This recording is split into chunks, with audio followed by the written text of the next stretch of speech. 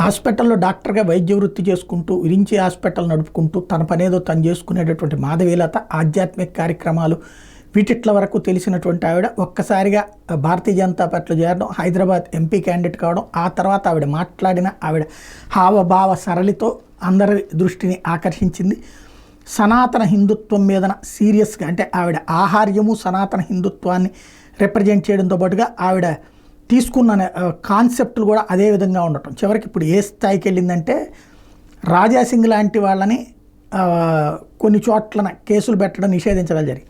మాధవీలత ఇప్పుడు అంటే ఇది మామూలుగా అయితే కనుక దిగజారిందని చెప్పేసి విపక్షాలు వీళ్ళు మాట్లాడతారు. కానీ కర్ణాటకలోని బీదర్లో హిందూ సంఘాలు నిర్వహిస్తున్న కార్యక్రమానికి అక్కడ కలెక్టర్ అనుమతి నిరాకరించడమే కాకుండా తెలంగాణ బీజేపీ నేత మాధవీలతతో పాటు 3 నేతలు ఈ కార్యక్రమం పాల్గొనకుండా బ్యాన్ విధించారు.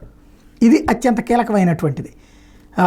బీదర్లో ప్రవేశించకుండా నిషేధం విధించబడినటువంటి నాయకుల్లో శ్రీరామ్ సేన అధినేత ప్రమోద్ మొతాలిక్, హిందుత్వ కార్యకర్త కాజల్ హిందుస్థానీతో పాటుగా మాధవీలత ఉన్నారు. అంటే మాధవీలత ఇప్పుడు ఎదిగిందనాలా దిగజారిందనాలా అంటే హిందుత్వ ఆస్పెక్ట్లో భారీగా ఎదిగిందని చెప్పాలి. ఎందుకంటే ఆవిడ మాటలతో శాంతి భద్రతల భంగం కలుగుతాయి అని చెప్పేసి కలెక్టరే నిషేధం విధించే స్థాయికి ఎదిగినట్టున్నారు.